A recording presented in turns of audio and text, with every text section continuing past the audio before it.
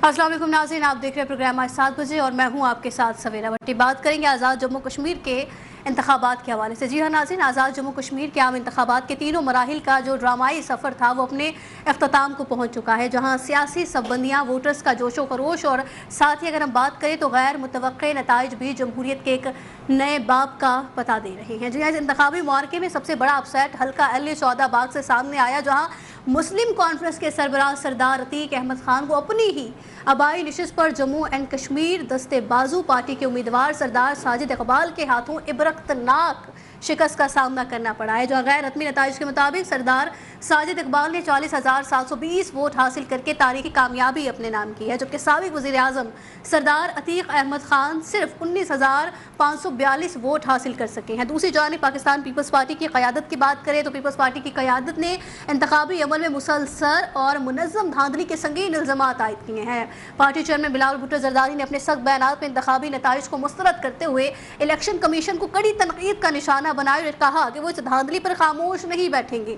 इसी सिलसिले में कल पीपल्स पार्टी खवातीन विंग की रहनुमाओं सैनेटर परविशा खान, शैला रजा और शर्मीला फारूकी ने कहा हम प्रेस कॉन्फ्रेंस की, जिसमें उन्होंने इंतखाबी अमल को कश्मीर के तारीख का स्याह तरीन दाग करार देते हुए वफाकी और मकामी हुकूमत के गठजोड़ को बेनकाब कर दिया है। और इस सारी सियासी हलचल और रिवायती ब्रिज उलटने के बाद कानून साज असम्बली की मुमकिन अपोजिशन वाज़ेह भी हो चुकी है, जिसके तहत जहाँ अक्सरियती जमात हुकूमत साजी के लिए कोशा है, वहीं अपोजिशन बेंचेस पर भी एक मजबूत और जारहाना अलायंस वजूद में आता दिखाई दे रहा है, जो आने वाले दिनों में ऐवान की कार्रवाई को जानदार बनाएगा। नाज़रीन, बात अगर कर ले सैमुल्का मुस्लिम ममालिक तारीखी मक्का मुश्तरका दिफाई मुआहदे की, तो उस दिफाई मुआहदे पर दस्तखत किया गए। वफाकी काबीना को ब्रीफिंग देते हुए वज़ीर आज़म मियां मोहम्मद शहबाज शरीफ ने इस मुआहदे को पाकिस्तान और सऊदी अरब के दरमियान गुज़िश्ता बरस होने वाले दिफाई मुआहदे की तोसी और तुर्किया के साथ दहाइयों पर मुहित ताउन का तसलसल करार दिया है। उन्होंने हरमैन शरीफैन के तहफ़्फ़ुज़ की जिम्मेदारी को पाकिस्तान के अवाम और अफवाज के लिए एक अहम फरीज़ा करार दिया। ज़राई के मुताबिक जहाँ नेटो का अहम रुकन तुर्किया इस मुआहदे को दीगर दोस्त ममालिक के लिए खुला रखने का इशारा दे चुका है, वहीं कुवैत के वज़ीर ख़ारजा ने भी पाकिस्तान को इस तारीखी पेशरफ्त पर मुबारकबाद पेश की है, जिससे खलीजी ममालिक के इस ब्लॉक में दिलचस्पी जाहिर होती है। ताहम इस इत्तेहाद ने न सिर्फ इजराइल बल्कि नई दिल्ली के ऐवानों में भी खलबली मचा दी है और बैनुल अक़वामी तज़कियाकारों के मुताबिक इजराइल और भारत दोनों ही इस नई इलाकाई सूरत हाल पर गहरे खदशात का इजहार करते भी नजर आ रहे हैं। बात की जाए तो आलमी सतह पर जारी तनाज़ात की, वहाँ अमरीकी सदर डोनाल्ड ट्रंप के बोर्ड ऑफ पीस की जानिब से गजा में हमास को गैर मुसल्लह करने के लिए पेश किए गए 15 नुकाती अमन मनसूबे पर वाशिंगटन और तल अबीब के दरमियान शदीद इख्तलाफ खुलकर सामने आ गया है। इजरायली वज़ीर आज़म नेतन्याहू ने सदर ट्रंप के इस मनसूबे को दो टोक अंदाज में मुस्तरद करते हुए काबीना इजलास में ऐलान कर दिया है कि जब तक हमास के हल्के और भारी तमाम हथियार मुकम्मल तौर पर ख़त्म नहीं हो जाते, इजरायली अफवाज गजा से किसी भी किस्म का इनखला नहीं करेगी।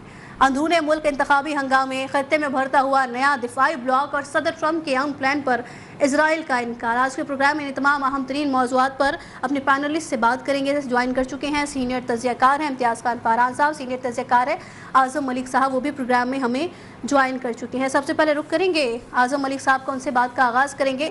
आज़म साहब, सर सारी सिचुएशन हमारे सामने है, पाकिस्तान, सऊदी अरब और तुर्किया के जो मक्का दिफाई मुआहदे को वज़ीर आज़म शहबाज शरीफ ने पुराने बाहिमी ताउन की तोसी करार दिया। सर, एक पर हमला सब पर हमले के इस स्ट्रेटेजिक उसूल के तहत क्या ये इत्तेहाद खित्ते में महज एक दिफाई ब्लॉक है, या ये मुस्तकबिल में मुस्लिम उम्मा के लिए एक नए जोग्राफियाई और सियासी मुतबादिल की बुनियाद बन सकता है? आज़म साहब। आसफिरा, आपका बहुत शुक्रिया। देखिए, पाकिस्तान, सऊदी अरब और तुर्किया के दरमियान मक्का में होने वाला जो दिफाई मुआहदा, मैं समझता हूँ एक बहुत बड़ी तब्दीली का इशारा है। वज़ीर आज़म शहबाज शरीफ ने उसे पुराने बाहमी तावन की तोसीक़ करार दिया है, लेकिन इस मुआहदे की असल अहमियत इस असूल में है सवेरा कि तीनों में से किसी एक मुल्क पर मुसल्लह हमला, तीनों के खिलाफ हमला तस्वर होगा। मैं समझता हूँ सवेरा ये मुआहदा महज तीन ममालिक के दरमियान दिफाई तावन नहीं है, बल्कि आप इसे समझें कि बदलते हुए इलाकाई हालात का नतीजा भी है। आप ये देखें कि पाकिस्तान के पास एटमी क़ुव्वत है और एक बड़ी फौजी सलाहियत भी है। टर्की ने जदीद दिफाई टेक्नोलॉजी, ड्रोन, मिसाइल और दिफाई सनत में नुमाया पेशरफ्त की है, जबकि आपको पता है सऊदी अरब के पास खित्ते की बड़ी मुआशी और मतलब एक माली क़ुव्वत मौजूद है। आप ये देखें, जब ये तीनों सलाहियतें एक ही दिफाई फ्रेमवर्क में आती हैं तो इसके असरात सिर्फ तीनों ममालिक तक महदूद नहीं रहते। लेकिन मेरे ख्याल में इसके ऊपर एक और भी बहस चल रही थी कि इस्लामी ममालिक इसे नेटो की तरफ लेके जा रहे हैं कि जी नेटो तर्ज का ये मुआहदा है। देखिए नेटो एक बाकायदा कई दहाइयों पर आपको पता है मुश्किल एक फ़ौजी इत्तेहाद है, उसका एक कमांड एंड कंट्रोल सिस्टम है, उनका एक ऑफ़िस है ब्रसेल्स में, वो एक और सिस्टम है। लेकिन मैं समझता हूँ कि ये जो पाकिस्तान, सऊदी अरब और टर्की का जो मौजूदा मुआहदा है, जी। अभी खैर उस मरहले पर नहीं पहुँचा सवेरा, लेकिन इसमें मुस्तकबिल में एक बड़े इलाकाई दफ़ाई निज़ाम की बुनियाद बनने की सलाहियत ज़रूर मौजूद है। देखिए सवेरा, अगर आने वाले बरसों में तीनों ममालिक इसकी जो मुश्तरका फ़ौजी मशक़ें हैं, दफ़ाई पैदावार है, मालूमात के तबादले हैं, जी। साइबर तहफ़्फ़ुज़ है, आपको पता है, समंदरी सलामती है इसमें, और दफ़ाई टेक्नोलॉजी में ताउन बढ़ाते हैं अगर तीनों ममालिक, और दूसरे मुस्लिम ममालिक भी, जैसे कुवैत के वज़ीर ख़ारजा ने मुबारक दी है, तो मैं समझता हूँ अगर दूसरे मुस्लिम ममालिक भी इस ताउन में शामिल होते हैं तो ये एक नए इलाकाई ताकत की मतलब मरकज़ की शक्ल इख्तियार कर सकता है। मैं समझता हूँ सवेरा यही वो पहलू है जो भारत और इसराइल के लिए भी अहम है। भारत इस मुआहदे को पाकिस्तान के लिए एक बड़ी सफारती और दफ़ाई कामयाबी के तौर पर देख रहा है। अगर आप उनका मीडिया देखें तो वहाँ पर तो ऑब्वियसली आपको पता है पाकिस्तान की तरक्की तो किसी भी किस्म की हो वो रास नहीं आती। गोदी मीडिया जो है वो चलाना शुरू कर देता है। इसराइल का भी आप देखें, इसराइल भी के लिए बड़ा अहम है कि मशक़े वुस्ता में सऊदी अरब की मुआशी जो क़ुव्वत है वो बहुत सबसे ज़्यादा है, और टर्की की एक फ़ौजी और सनती सलाहियत बहुत मज़बूत है, और पाकिस्तान की दफ़ाई क़ुव्वत जो है एक दूसरे के करीब आ रही है। तो ऑब्वियसली इसके ऊपर जो है वो एक डिबेट हो रही है। लेकिन सवेरा एक चीज़ और भी है, यहाँ पाकिस्तान, सऊदी अरब और टर्की के लिए एक बड़ा सफारती इम्तिहान भी मौजूद है, उसको भी समझना चाहिए। इन तीनों ममालिक को ये साबित करना होगा सवेरा कि ये मुआहदा किसी एक मुल्क के खिलाफ महाज राई के लिए नहीं, बल्कि तीनों ममालिक की मुश्तरका सलामती के लिए है। अगर इसे भारत, इसराइल या किसी दूसरे मुल्क के खिलाफ बाकायदा फ़ौजी महाज के तौर पर पेश किया गया तो मैं समझता हूँ इसके नतीजे में सफारती दबाव बढ़ सकता है इन तीनों ममालिक के ऊपर। पाकिस्तान के लिए सवेरा ये तवाज़ुन ख़ास तौर पर अहम है। पाकिस्तान को सऊदी अरब के साथ आपको पता है अपने गहरे ताल्लुकात बरकरार शुरू से रहे हैं, और टर्की के साथ हमारा दफ़ाई ताउन बढ़ रहा है, चीन के साथ हमारी शराकतदारी जो है वो मजबूत हो रही है, अमेरिका के साथ हम ताल्लुकात को मुकम्मल तसादम से बचा के रखते हैं हमेशा, और ईरान के साथ भी बरह रास्त कशीदगी से गुरेज किया जाता है। इसलिए मैं समझता हूँ कि पाकिस्तान की असल कामयाबी सिर्फ दफ़ाई क़ुव्वत में नहीं बल्कि मुतवाज़िन ख़ारजा पॉलिसी में है। अगर सवेरा आखिर में इसको अगर मैं कंक्लूड करूँ, अगर टर्की के इशारों के मुताबिक इस तावन में, जैसे मैंने पहले बताया, दूसरे दोस्त ममालिक भी शामिल होते हैं, ख़ास तौर पर कुवैत जैसे ममालिक इसमें दिलचस्पी लेते हैं, तो मैं समझता हूँ खित्ते में एक नए दफ़ाई ढांचे के इम्कानात बढ़ सकते हैं। ताहम सवेरा ये भी ज़रूरी है कि इस अमल को फ़ौरी तौर पर किसी मौजूद या मौजूदा आलमी फ़ौजी इत्तेहाद का मुतबादिल करार ना दिया जाए। अभी असल सवाल ये है कि ये मुआहदा कागज़ पर मौजूद दफ़ाई वादे से आगे बढ़कर अमली तावन की किस हद तक शक्ल इख्तियार करता है, फिर ही इस मंजरनामे के ऊपर हम डिटेल से गुफ्तगू करेंगे। लेकिन एक चीज़ ज़रूर है कि इस मुआहदे ने ऑब्वियसली खित्ते के अंदर तीनों ममालिक के अंदर एक नई जान पैदा की है। इस मुआहदे ने खित्ते के अंदर तीनों ममालिक में एक नई जान जो है पैदा की। आपको पॉइंट आ गया है। शाहिद सकलैन साहब और जब्बार चौधरी साहब सीनियर तज़कियाकार हैं, वो भी प्रोग्राम में हमें ज्वाइन कर चुके हैं। शाहिद साहब, आप इस पर क्या कमेंट करेंगे जो आज़म साहब ने बात की? बिल्कुल सर, एक मुल्क पर हमला, तीनों मुल्क पर हमला तस्वुर किया जाएगा, और जैसे कि अभी बात भी की है आज़म साहब ने कि भारत इस मुआहदे को पाकिस्तान की सफारती कामयाबी के तौर पर देखता है। तो सर, भारत के इस प्रोपेगेंडे के पीछे जो वो देखना चाहता था, पाकिस्तान को नीचा दिखाना चाहता था, और जिस तरीके से पाकिस्तान उभर कर सामने आ रहा है, तो सर क्या हलबली देख रहे हैं, क्या खलबली देख रहे हैं आप भारत में इस हवाले से? जिस दिन से ये मुआहदा हुआ है तो उस दिन से अगर हम भारतीय चैनल्स देखें और वहाँ के मीडिया आउटलेट्स को देखें तो मेरे ख्याल से वो हमें काफ़ी अच्छे तरीके से अंदाज़ा हो गया है कि वो क्या करना चाह रहे हैं। इसमें कोई शक नहीं, जैसे पहले हमारे पैनलिस्ट कह रहे थे कि जी जब से ये ईरान अमेरिका मामला शुरू हुआ था उस दिन से ये बात शुरू हो गई थी इस मामले के ऊपर कि लग ही रहा है कि जब ये ईरान अमेरिका तनाज़ा खत्म होगा तो खित्ते में किसी एक नए जो है वो दिफाई इत्तेहाद की कोई एक शक्ल बनेगी, कोई ऐसा मामला शुरू हो जाएगा कि यहाँ के जो ममालिक हैं वो अपने दिफा के लिए कोई आपस में इत्तेहाद कायम करेंगे। और वही जाहिर बात है, पाकिस्तान और सऊदीया का तो ऑलरेडी एक मुआहदा मौजूद था, लेकिन इस मुआहदा जिस दिन से ये पाकिस्तान और सऊदीया का मुआहदा हुआ था उस दिन से इसमें जो बाकी ममालिक हैं उनकी ये ख्वाहिश थी और कई मुमालिक ने ख्वाहिश इज़हार किया था कि हम इस मुआहदे में शामिल होना चाहते हैं। ये वक्त की बहुत ज़्यादा अहम ज़रूरत है और स्पेशली जो खित्ते में बदलती हुई सूरत हाल है उसकी बहुत ज़्यादा ज़रूरत है कि मुस्लिम ममालिक, जैसे कि जब ये मुआहदा हुआ हमने देखा कि वो मुल्क जो इस उस का शिकार है, यानी ईरान की मैं बात कर रहा हूँ, उसकी तरफ से जो स्टेटमेंट आया, उसने भी ही स्टेटमेंट दिया कि मेरे ख्याल से ईरान का ये कहना था कि ये जो यहाँ के मुस्लिम ममालिक हैं उनको अपने दिफा के लिए खुद कुछ सोचना होगा और कुछ अमल करना होगा। ये मुआहदा उसी चीज़ की जो है एक मिसाल भी है और उसी का एक नतीजा भी है। तो जो बात आप भारत और इसराइल के हवाले से कर रहे थे, जिस दिन से मार्का हक में पाकिस्तान जीत हुई के बाद पाकिस्तान ने जो है वो बतदरीज सफर में हमारी सियासी और अस्करी क़यादत दोनों का एक बहुत बड़ा किरदार है। उस दिन से भारत है वो सफारी सतबल के भारत के अंदर से जो एक मीडिया तो ज़ाहिर बात है वो वही बात करता है जो नरेंद्र मोदी उनको बताते हैं और वो उसके हवाले से बात करते हैं। लेकिन वहाँ पर जो सेन वॉइसेस थी या जो वहाँ पे न्यूट्रल एक जो है तजिया रखने वाले लोग थे, वो वाज़ेह तौर पे कहना शुरू हो गई।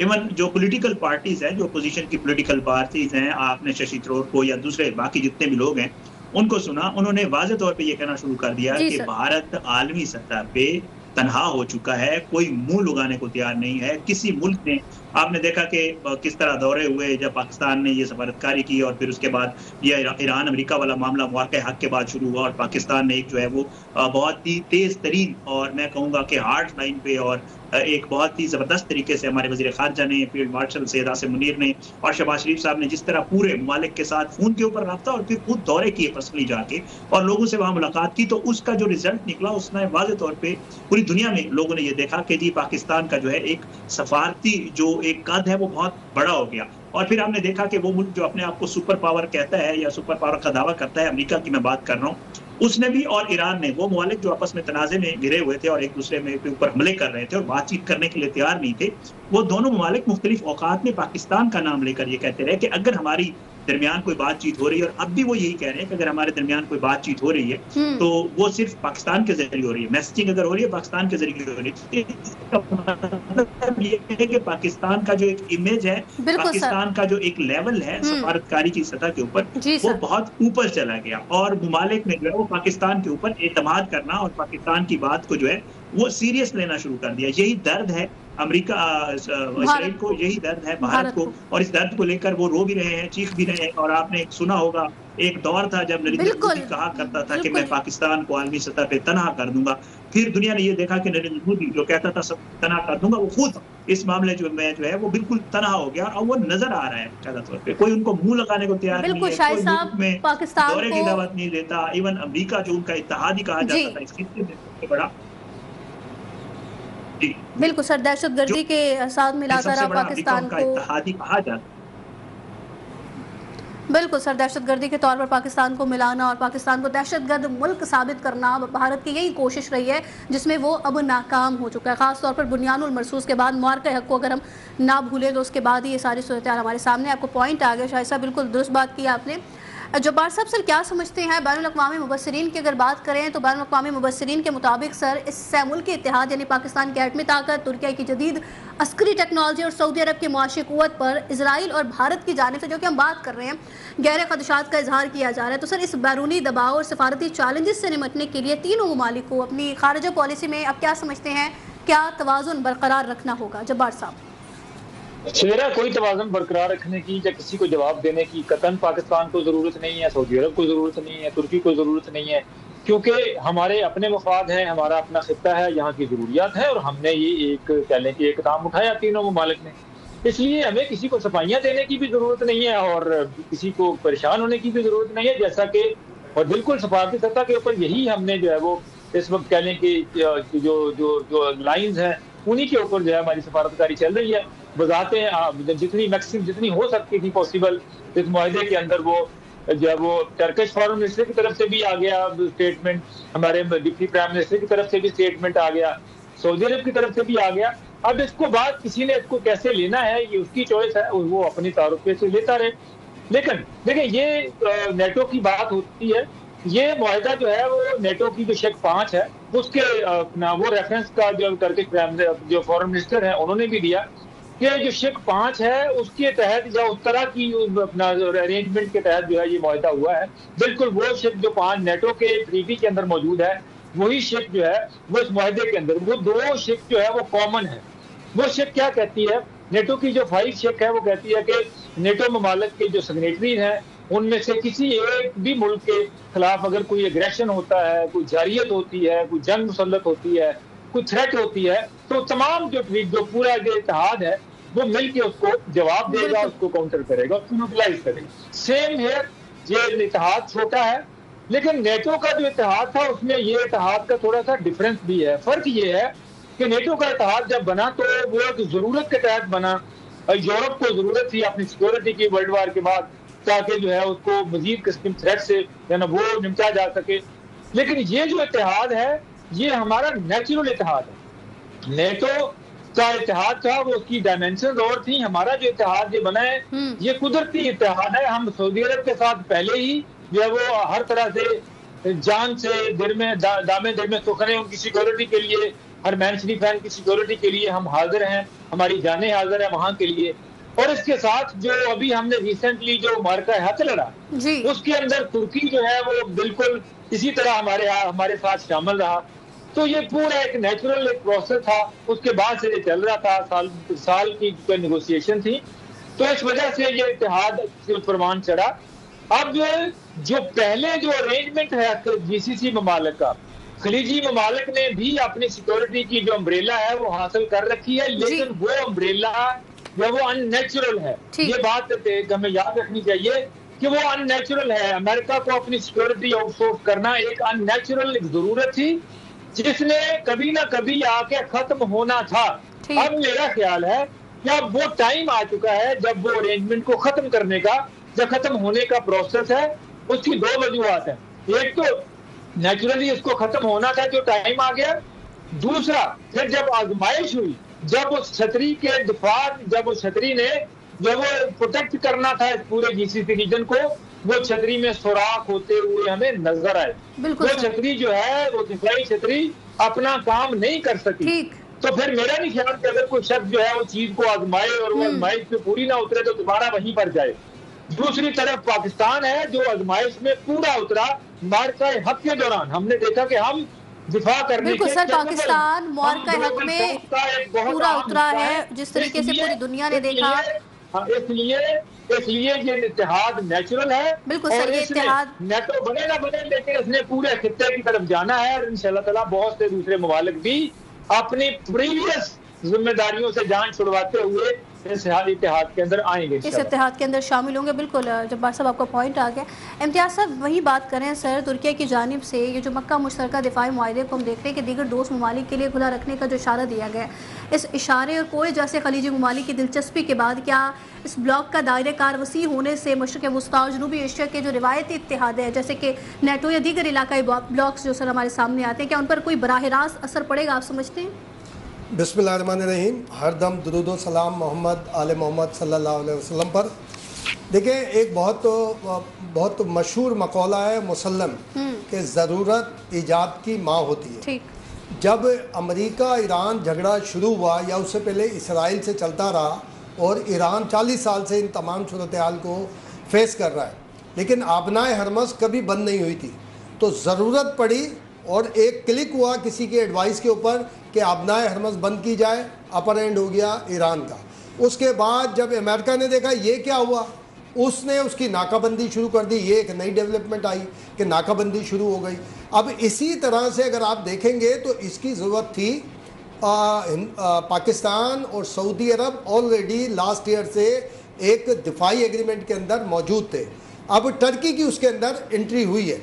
अब आप वो इसकी डायमेंशन देखें, जो आर्टिकल 5 जो अभी जब्बार साहब कोट कर रहे थे उसको मद्देनज़र रखते हुए कि मैं इसको ये जो से फरीकी या से ममालिक का इत्तेहाद है जो कि मुस्लिम ममालिक हैं, मैं इसको नेटो का पार्ट ही समझता हूँ। उसकी वजह यह है कि टर्किया जो है नेटो का रुकन है और नेटो का इंतहाई क्रूशल लास्ट मीटिंग जो हुई है वो टर्किया में हुई है। कब हुई है कि जब अमेरिका और नेटो में रास्ते जुदा हो गए थे। नेटो ने कहा हम साथ नहीं खड़े होंगे, ट्रंप ने कहा कि मुझे बहुत मायूसी हुई है नेटो से और मैंने उससे सारी जो उसकी सर्विसेज थी वो भी तकरीबन बंद कर दी। लेकिन जैसे टर्किया में इजलास हुआ ट्रंप आया उसके अंदर और नेटो से नेक्सस बढ़ गया। अब ऑलरेडी पाकिस्तान और सऊदी अरब इस माहिदे के अंदर थे, टर्की उसके अंदर आया, अब ये 6 ममालिक का एक माहिदा हो गया। जैसे हरमैन शरफैन के बारे में हमें कहा जाता है ना, अल्लाह ने हिफाजत दी, हरमैन शरफैन की हिफाजत के लिए हमें किसी एग्रीमेंट की ज़रूरत नहीं है, ना ही हमें किसी की इजाज़त की ज़रूरत है। और माजी में पाकिस्तान हरमैन शरीफ काबतुल्लाह के तहफ़्फ़ुज़ के लिए अपनी मुसल्लह फ़ौज को सक्सेस ऑपरेशन के लिए भेज चुका है। उसका कोई मायना नहीं था सऊदी अरब और पाकिस्तान के दरमियान। अब आप टर्किया और पाकिस्तान का करेक्टर देखें ईरान के हवाले से, ईरान को बहुत बड़ी तबाही से बचाने में इन दोनों का बड़ा किरदार है। और ईरान के सबसे ज़्यादा कॉन्फ्लिक्ट इसराइल की तरह अरब ममालिक और ख़ास तौर पे सऊदी अरब से थे। अब ये डायमेंशन जब आप इसको देखें, हर बात का कम से कम 2 पहलू ज़रूर होते हैं, 2 से ज़ायद भी होते हैं, लेकिन 2 पहलू यहाँ होते हैं। अब मैं उसको ये समझता हूँ कि अमेरिका जो कि फंसा हुआ है इस वक्त, वो कुछ भी कर ले फंसा हुआ है इस वक्त। इस्लाम ये कहता है कि दौरे अमन में दिफाई तैयारी करो, सामाने हर्ब जमा करो, सामाने हर्ब बनाओ। ये जो ज़रबे अज़्म हमारे यहाँ चला था, अज़्म जो है हुजूर पाक सल्लल्लाहु अलैहि वसल्लम की पसंदीदा तलवार थी जो कि दीवार पे आप डिस्प्ले करके रखते थे। ईरान ने इस्लाम के उस बात को फॉलो किया कि दौराने उन्होंने सामाने हर्ब में इजाफा किया। आज वो गले पड़े हुए ईरान अमेरिका के, और अमेरिका के लिए अपनी सुपरमेसी। मैं समझता हूँ कि ये टर्किया की एंट्री, मैं इसको नेटो का एक नेक्सिस समझता हूँ, क्योंकि आर्टिकल 5 में जो हमारे यहाँ भी सेफरीकी में भी और नेटो में भी जो लिखा है, एक मुल्क पे हमला सब पे हमला तस्वीर किया जाएगा। ये टर्किया नेटो का हिस्सा है, अगर टर्किया पे कोई हमला करता है नेटो ने खड़ा होना है। मैं ये समझता हूँ कि ईरान से मामलात को बेहतर करने के लिए एक नेक्सिस बढ़ाया गया है। ये है कि ये जो मुआहिदा है इसको आप नेटो का एक्सेस समझते हैं, जैसे हिस्सा समझते हो। ईरान इसके अंदर, ईरान एनी हाउ इसको बेनिफिशरी होना है। उसकी वजह यह है कि ईरान कम से कम टर्किया और पाकिस्तान की वजह से जो सऊदी अरब पे डायरेक्ट मामला थे, यमन के थ्रू कह लें या खुद डायरेक्ट कह लें, वो उसके ऊपर थोड़ी सी रास्ता आ जाएगा कि जब कभी कोई ऐसी एग्रेशन हुई तो पाकिस्तान और टर्किया समझा सकते हैं ईरान को। और ये जंग, बस एक लास्ट सेंटेंस है कि ये जंग जो है ईरान और पाकिस्तान अमेरिका की जंग, अब ये नए सिफारती उसके अंदर दाखिल हो गई है और इसमें अमेरिका अब खुद को बचाने की कोशिश कर रहा है। अमेरिका खुद को बचाने की कोशिश कर रहा है। इम्तियाज साहब, आपको पॉइंट आ गए। इसी के साथ प्रोग्राम में वक्त तो एक ब्रेक का, मजीद भी बात करेंगे, साथ रखिए। वेलकम बैक नाज़रीन। आज़ाद कश्मीर इंतखाबात के हवाले से भी बात कर रहे थे। जब्बार साहब हमारे सामने ही है आज़ाद कश्मीर के इंतखाबात, और जिस तरह हम देख रहे हैं कि आज़ाद कश्मीर के इंतखाबात में मुस्लिम लीग नून की अक्सरियत के बाद नई हुकूमत अब कायम होने जा रही है सर, लेकिन बाग अहले सौदा में सरदार अतीक अहमद खान जैसे हैवी वेट रहनुमा की शिकस्त और नए चेहरों की जो कामयाबी सामने आई है, रिवायती ख़ानदानी सियासत के मुस्तकबिल के बारे में आप क्या समझते हैं? क्या इशारा करती है और क्या ये वोटर के बदलते हुए मिजाज की अक्कासी समझें हम? जब्बार साहब देखिए, बिल्कुल सवेरा, समात एक तगैयुर को है, ज़माने में चीज़ों ने बदलना होता है, जमूद नहीं रह सकता। जो भी शख्स हो, कोई बिजनेस हो, कोई कारोबार हो, कोई सियासत हो या सियासतदान हो, जो वक्त के साथ साथ जो है वो नहीं बदलते, नई चीज़ें अडॉप्ट करते, तो मेरा ख्याल है कि वो इवेंचुअली जो है वो पीछे रह जाते हैं। यही जो है वही हाल जो है जिसकी तरफ आपने इशारा किया, सरदार अतीक साहब ने आज़ाद कश्मीर के वो हुक्मरान रहे, वो उन्होंने राज किया, कभी नहीं हारे, मामला जीतते रहे। लेकिन इस दफा बड़ी अलग किस्म की डायमेंशन थी वहां पर इस दफा जो है उनके सामने कोई मुनज़्ज़म कोई और पॉलिटिकल पार्टी नहीं थी, बल्कि वहां पर एक इत्तेहाद जो है बना, जो दोस्त इत्तेहाद जिसका नाम था। तो उस इत्तेहाद ने पब्लिक को अपना जो है ना वो अप्रोच किया ग्राउंड लेवल के ऊपर। मुझे तो बहुत अच्छा लगा।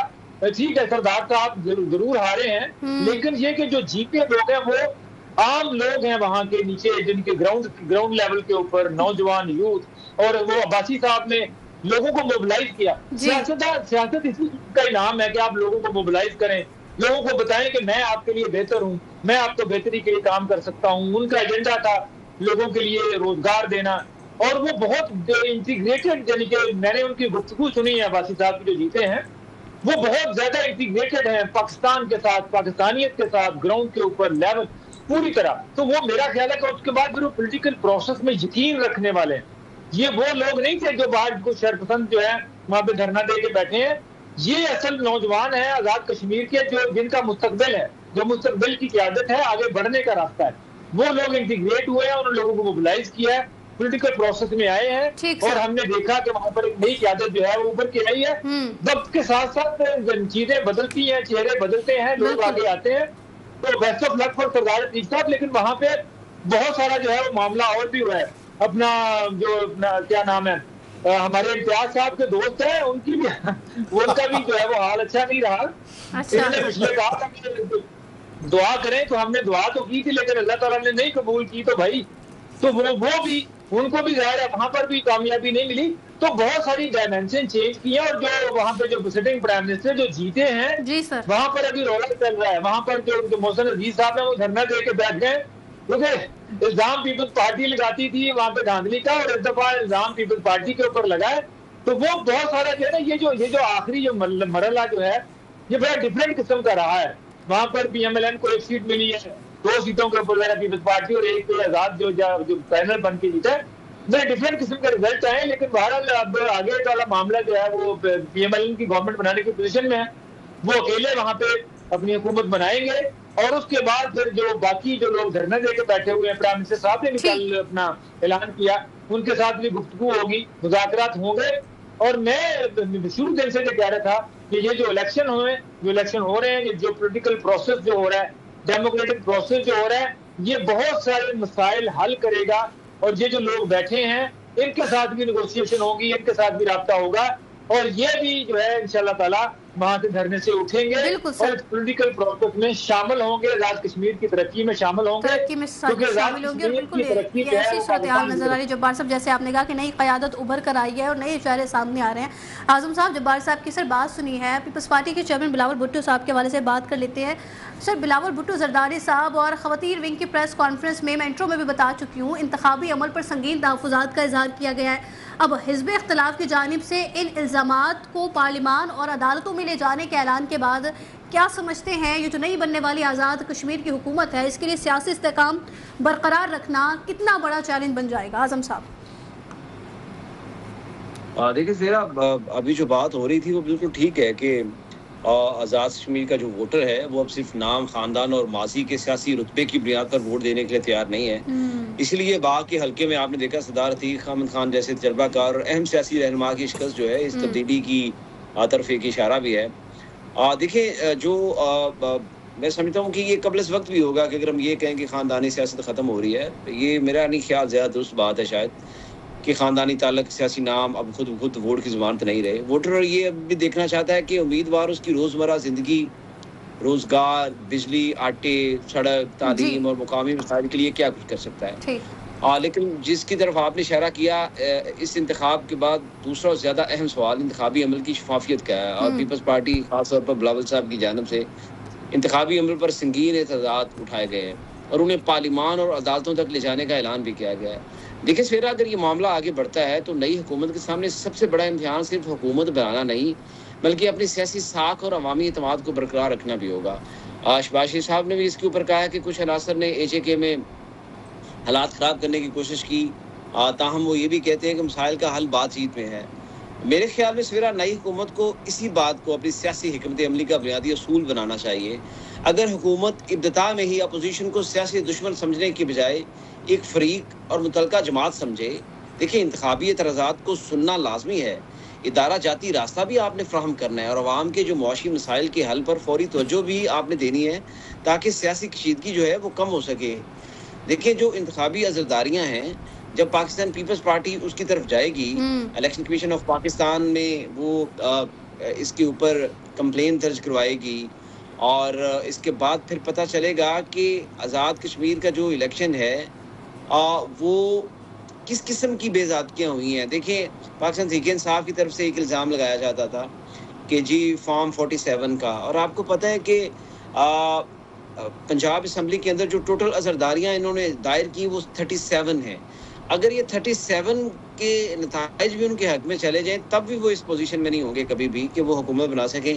तो सबसे पहले देखना ये होगा कि आपने वोटर्स को यूटिलाइज करने के लिए, वोटर का ठीक पारा सर। हाई करने के लिए स्टेटमेंट कितनी दी, और हकीकत में आप जो इंतखाबी अज़ादारियाँ हैं वो कितनी फाइल करते हैं, और सियासी तौर पर काबिल कबूल मैंडेट जो है वो गवर्नमेंट का है वो कितना होगा। इनके at the end of the day ख़ास तौर पर बाबुल भुट्टो साहब का ये जो मौक़िफ़ है, इब्तिदाई मरहले में जो कंप्लेंट्स आई हैं उनका बर वक्त नोटिस लिया जाना ये बड़ा इम्पोर्टेंट है हुकूमत के लिए। इससे आवाम के अंदर एतमाद मज़ीद मजबूत होगा, और पीपल्स पार्टी को भी चाहिए कि वो अपनी जो इंतखाबी नताइज के हवाले से जो उनके पास प्रूफ्स हैं वो इलेक्शन कमीशन को जमा कराएं, ताकि इस चीज़ का जो है वो फाइनल एक सोल्यूशन निकल सके। ना कि ये है कि हुकूमत आते साथ ही आप उसके ऊपर ऐसी संगीन इल्ज़ामात लगा दें, और हुकूमत को भी चाहिए कि वो अपोजिशन को रास्ता फराहम करे कि वो आज़ाद तहकीकात जो हैं वो करें और उसका जवाब उन्हें फराहम करें। पॉइंट आ गया आपका आज़म साहब। शाहिद साहब, वज़ीर आज़म शहबाज शरीफ ने काबीना इजलास में ये कहा है कि कुछ अनासर ने आज़ाद कश्मीर में हालात जानबूझकर ख़राब करने की कोशिश की है सर, मगर मसाइल का हल बातचीत है। बिल्कुल ऐसा ही है, हर मसाइल का हल बात से नज़र आता है सर। इस बयान के तनाजुर में इंतज़ामी और नई हुकूमत को वहाँ अवामी और मुआशी तहफ़्फ़ुज़ात दूर करने के लिए आप क्या समझते हैं, फ़ौरी तौर पर क्या हिकमत अमली अपनानी चाहिए ताकि सियासी पोलराइजेशन को रोका जा सके? शाहिद साहब। जी बिल्कुल, मेरे दोस्त पैनलिस्ट बात कर रहे थे, थोड़ा सा मैं जो है जो पीपल्स पार्टी के हवाले से जो मामला है वहाँ पे मेरा जो पॉइंट ऑफ व्यू है थोड़ा मुख्तलिफ है। वो इसलिए कि पीपल्स पार्टी ठीक है, कह रही है कि हमारे साथ धांधली हुई है, हमने सारा जीतना था इंतखाब लेकिन हम हार गए, मुझे ये बिल्कुल भी नहीं लगता। और दूसरा मसला ये है कि पीपल्स पार्टी अब वहाँ पे राना सनाउल्लाह साहब वैसे नहीं कह रहे कि पीपल्स पार्टी की गिनती भी सीधी हो जाएगी और वो इंशाअल्लाह सब बातें भी मान जाएंगे, उसके पीछे कोई बात है, वैसे कोई नहीं कहता। ठीक है, तो पीपल्स पार्टी बिल्कुल वहां पे जा रही है पोजीशन में, और ये मुझे तो बिल्कुल 100% मैच फिक्सिंग लग रही है, कोई ऐसा मामला नहीं है। पीपल्स पार्टी हुकूमत के लिए कोई बड़ा वहां पे चैलेंज नहीं होगी, ये एक वैसी ही अपोजिशन होगी जैसे आपको जीबी में मुस्लिम लीग नून की या दूसरी जमातों की अपोजिशन नजर आ रही है। विफाक में भी यही चल रहा है, ये लोग खुद अपोजिशन में भी होते हैं और खुद जो है हुकूमत में भी होते हैं। वहाँ पे ये जो एक मामला है कि बड़ी आइडियल कोई सिचुएशन है कि वहाँ पे बड़ा कोई धांधली हो गई है और वहाँ पे ये लोग गुजरदारियों में जाएंगे, ट्रिब्यूनल्स में जाएंगे, वहाँ से फैसले आएंगे, और ऐसी मुझे तो सीधी सी बात है ये मामला इंतखाबात की हद तक लग रहा था। आगे सब मामला ठीक है क्योंकि विफाक में एक इशू चल रहा था, सदर जरदारी साहब की मुलाकात हुई, सदर जरदारी साहब ने कल उसके ऊपर दस्तखत कर दिए।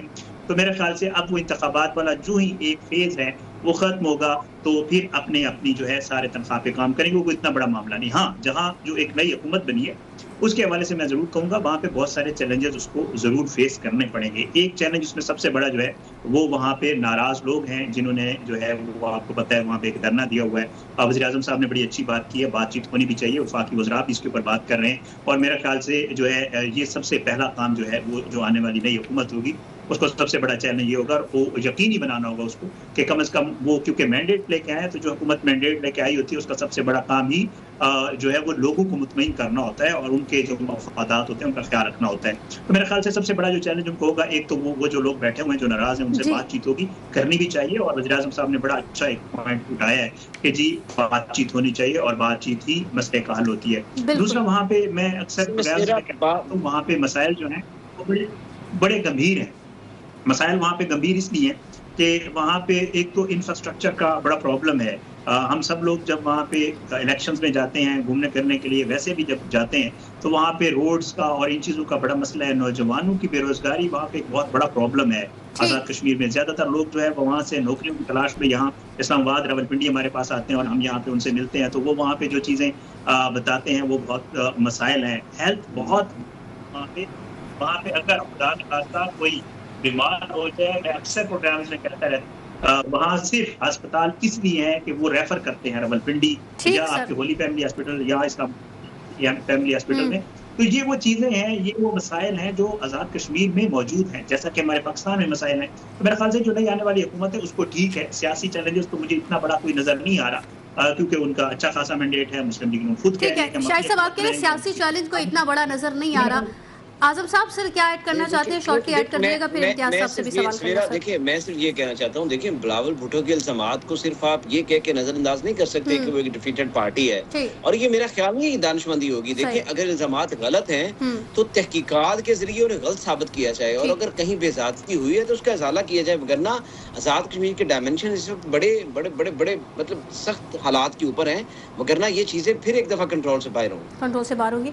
इम्तियाज साहब, सर जब्बार साहब ने जो बात की है कि इम्तियाज साहब के दोस्त का हाल अच्छा नहीं रहा सर, वो मुझे समझ नहीं आया, समझा दीजिएगा जरा। पाकिस्तान में बदकिस्मती से ये सूरत हाल है कि कोई ना कोई कुव्वत है जो सियासतदानों को अपने ताबे रखना चाहती है, और जीते हुए को भी वो हम जैसों के ज़रिए, जो मीडिया के कुछ पर्सन्स बैठे हैं उनके ज़रिए ये साबित करते हैं नहीं तुम ये जीता नहीं था, मैंने जितवाया है। ठीक। हालांकि अगर 3 मुकाबले में थे तो तीनों अवामी नुमाइंदे ही थे भाई, अगर किसी और जमात का भी जीतता तो सियासतदान ही जीतता। ये इंप्रेशन रखना चाहता है कोई ना कोई कुव्वत है, और हम सब जानते हैं, तो ये तय था। बिल्कुल याद होगा 2018 में जब ये इलेक्शन हुए थे तो शाह महमूद कुरैशी ने इल्ज़ाम लगाया था, उन्होंने कहा था कि मुझे सूबाई असम्बली की नशिस्त से पीटीआई ने हरवाया।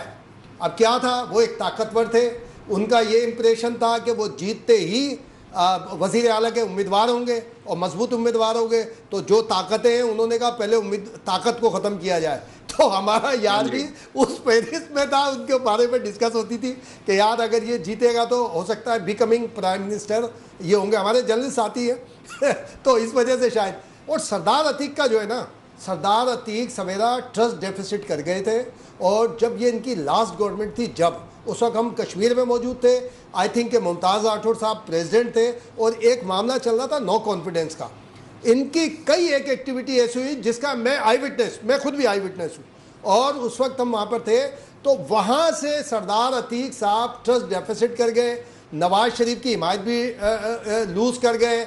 उस वक्त तक कश्मीर में मुस्लिम लीग नहीं होती थी, मुस्लिम कॉन्फ्रेंस होती थी। ये मुजाहिदे अव्वल के बेटे हैं सरदार अब्दुल कय्यूम के।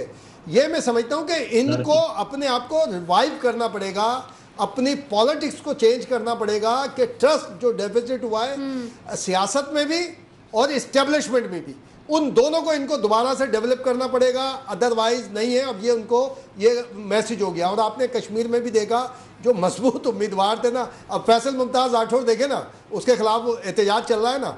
अब अगर इंतखाबी उज़रदारी आएगी तो आज ही इंतखाबी उज़रदारी वहाँ चल रही है। और देखें इलेक्शन कमिश्नर जो है, चीफ इलेक्शन कमिश्नर ने गुज़िश्ता रोज़ ये मीडिया में बात करते हुए कहा है कि जब इलेक्शन कंप्लीट हो जाएंगे आज़ाद कश्मीर के, तो हम इन तमाम एतराज़ात और शिकायत का बाकायदा जवाब देंगे।